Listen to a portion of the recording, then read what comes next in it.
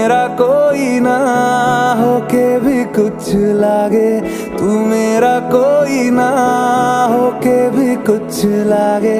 कि यारे जो भी तूने कैसे किया रे, जिया को मेरे बांध ऐसे लिया रे, समझ के भी ना समझ मैं सकूं सवेरों का मेरे तू सूरज लागे।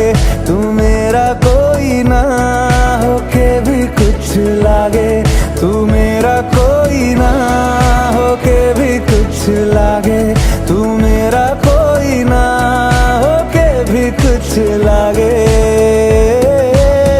अपना बना ले पिया, अपना बना ले पिया, अपना बना ले मुझे, अपना बना ले पिया, अपना बना ले पिया, अपना बना ले पिया।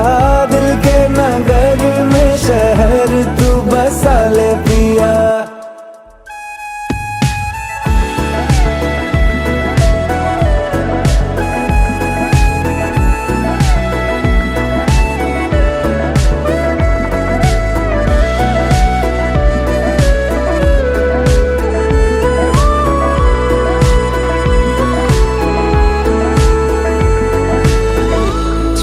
से तेरे हाँ तेरे फीकी रुतों को रंग लगे।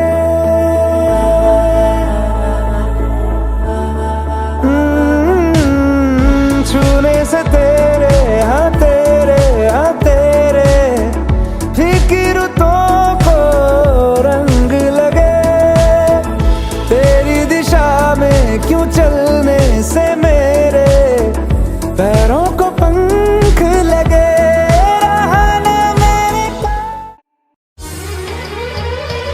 सुख एक दत्त कपिल गज कर्णक लंबोदर, विकट विघ्न विनाशक विनायक, उम्र के तू गणाध्यक्ष, हाल चंद्र गजानन।